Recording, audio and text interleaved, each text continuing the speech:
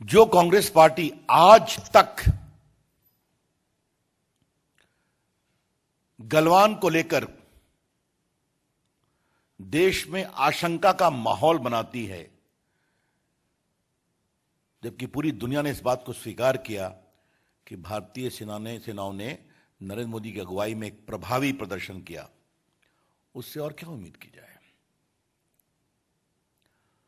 वो कांग्रेस पार्टी जिसके तत्कालीन वित्त मंत्री, बाद में भारत के राष्ट्रपति श्री प्रणब मुखर्जी, उस समय के प्रधानमंत्री मनमोहन सिंह को लिखित चिट्ठी में शिकायत करते हैं कि हमारे फोन की बगिंग हो रही है, तत्कालीन गृह मंत्री चिदंबरम के द्वारा। उस कांग्रेस पार्टी से क्या उम्मीद की जाए। वो कांग्रेस पार्टी जिसका इतिहास रहा है कि हरियाणा के 2 सिपाही स्वर्गीय चंद्रशेखर जी की सरकार में राजीव गांधी के आसपास देखे गए तो चंद्रशेखर जी की सरकार कांग्रेस जी गिरा दी। बाकी तो 2013 में खबरें छपी हैं कि हजारों लोगों का फोन टैप होता था, आरटीआई की क्वेरी भी है, बगिंग होती थी। भारतीय जनता पार्टी कांग्रेस पार्टी के सारे आरोपों को सिरे से खारिज करती है। यह शर्मनाक, मर्यादा विहीन और भारत की राजनीतिक स्तर में एक नई गिरावट है। The BJP strongly refutes, condemns the baseless and bereft of political propriety comments leveled by Congress against the BJP.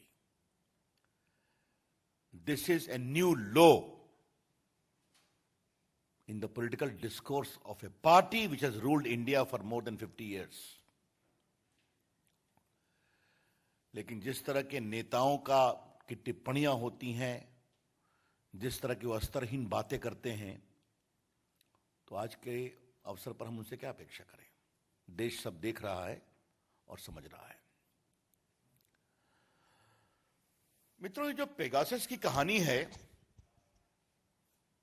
इसका संकेत आईटी मंत्री वैष्णव जी ने दिया था। ये सारी कहानी मॉनसून सत्र के पहले ही क्यों शुरू होती है? क्या कुछ लोग ये योजनाबद्ध तरीके से लगे हुए थे कि ये कहानी मॉनसून सत्र के पहले ही फोड़नी है ताकि देश में एक नया माहौल बनाया जाए? मैं कुछ सवाल खड़े करना चाहता हूं। एक संस्था का नाम आया है वायर। मैं किसी की आलोचना नहीं करता, वो है अपनी जगह पर, लेकिन क्या ऐसा सच्चाई नहीं कि उनके द्वारा बहुत सी कहानियां गलत पाई गई? एक जज को लेकर कहानी बनाई गई थी, आपको याद होगा, महाराष्ट्र के जज थे, उनकी डेथ को लेकर सुप्रीम कोर्ट ने भी उस पर टिप्पणी की, वो पूरी कहानी झूठी थी। 2 राउंड उस पर लिटिगेशन हुआ था। उनकी और सारी चीजें क्या है आपको मालूम है। एमनेस्टी क्या है?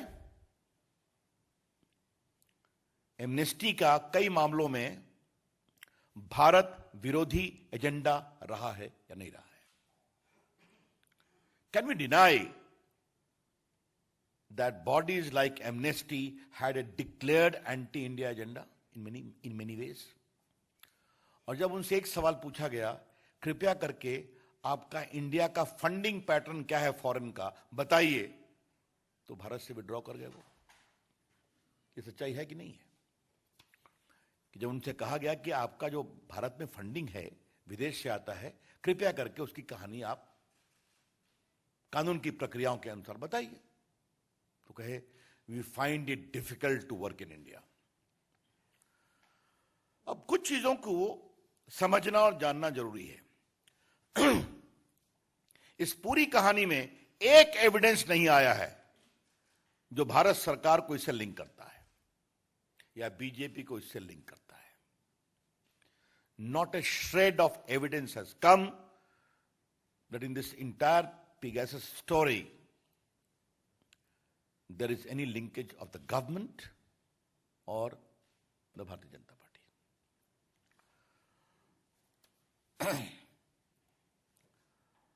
ये सवाल इसलिए जरूरी है कि दुनिया डिजिटल दुनिया है, तो दुनिया में बहुत सारे डेटाबेस हैं, लाखों में है, हजारों में है।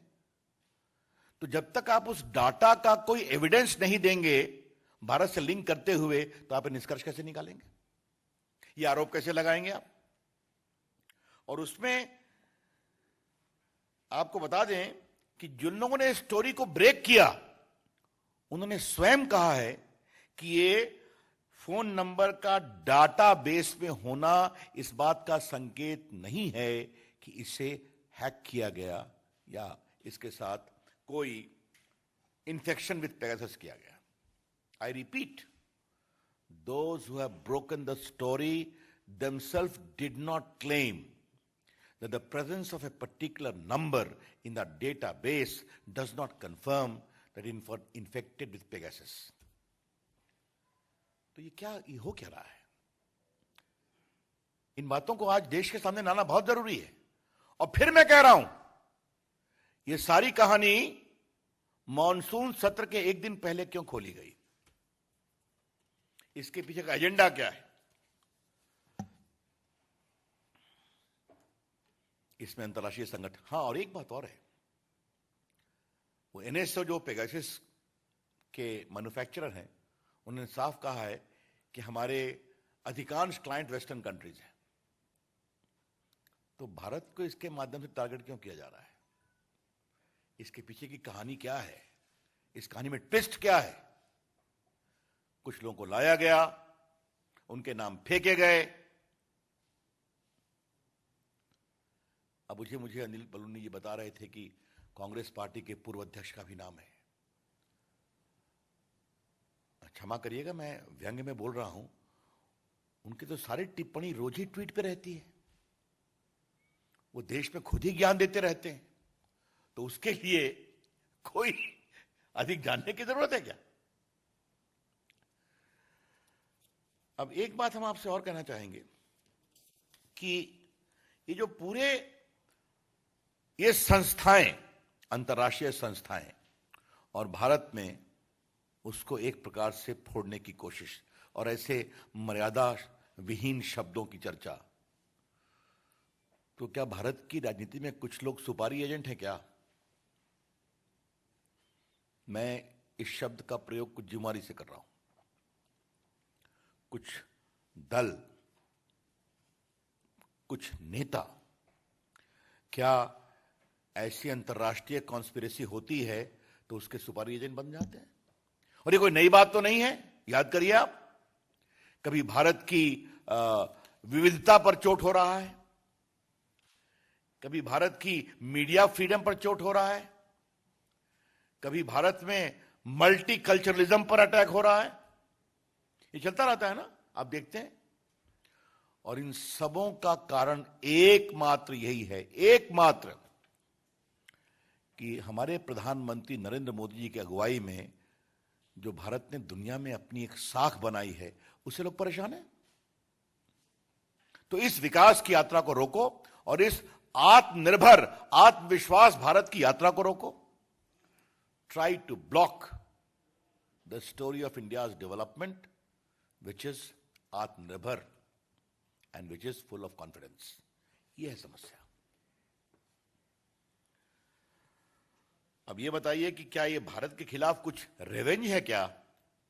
जिस तरह से भारत ने कोविड में काम किया, जिस तरह से भारत में आज वैक्सीनेशन चल रहा है, लगभग क्या 40 करोड़ हो गए ना?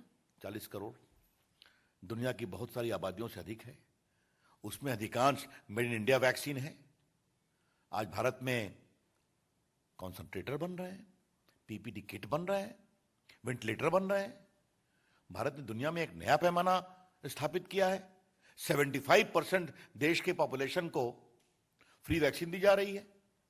तो क्या इससे कुछ लोगों को परेशानी है क्या कि भारत ये सब कैसे कर पा रहा है? चाहे वो डिजिटल इंडिया का क्षेत्र हो, आईटी का क्षेत्र हो, भारत की सेनाओं की बहादुरी का क्षेत्र हो, इससे परेशानी हो रही है क्या? या कुछ लोगों को इससे भी परेशानी हो रही है कि भारत टेक्नोलॉजी में आज सबसे अधिक विदेशी पूंजी निवेश प्राप्त कर रहा है। आपको मालूम होगा दुनिया में highest FDI is coming into India. इससे परेशानी हो रही है क्या? ये हम जरूर जानना चाहेंगे। इसीलिए यह सवाल फिर रेलेवेंट होता है कि अगर 45 से अधिक देश पेगासस का उपयोग कर रहे हैं, जैसा कि एनओसी ने बताया है, तो सिर्फ भारत को ही टारगेट क्यों किया जा रहा है? जबकि कहा गया कि साहब हमारे यहां एक सिस्टम है। आज मंत्री जी ने बताया वो सिस्टम ये है कि फोन को अगर टैप करना है या ट्रैक करना है तो टेलीग्राफ एक्ट के सेक्शन 5 में इस बात का प्रावधान है कि उसके लिए केंद्र के होम सेक्रेटरी या प्रदेश के होम सेक्रेटरी परमिशन देंगे। परमिशन रूल्स के मुताबिक, चाहे वो आईटी एक्ट हो, टेलीग्राफ एक्ट हो, एक निश्चित सीमा के लिए वो कार्रवाई चलेगी। उस कार्रवाई को एक रिव्यू कमेटी है जिसको कैबिनेट सेक्रेटरी हेड करते हैं, जिसमें IT, communication secretary, law secretary बैठते हैं। वो नहीं कंफर्म करेंगे